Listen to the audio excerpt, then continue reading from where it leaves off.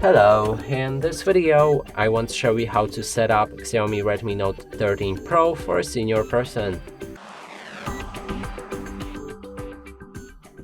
And to do this, we'll need to open our settings, then navigate to display first, then we can scroll down and locate the font. Here you'll be able to adjust your, not the font, I want the text size, and you'll be able to adjust the size of the text on your device. I'm gonna make it as big as possible, and then we can go back. Here we need to wait a few seconds till it refreshes, and then we can again go back. On the bottom of settings, we can find additional settings and then accessibility.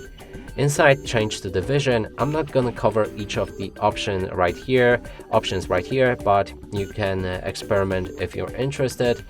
I'm gonna go with the vision settings, then there's the display size, and here we can change it to the large.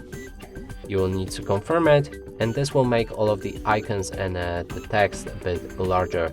Then there's magnification. When activated, you should get the loop icon floating around your screen. When you click on it, you'll be able to click anywhere else to zoom in.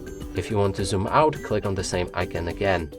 Next is remove animations. I would enable it to reduce motion sickness while using your phone.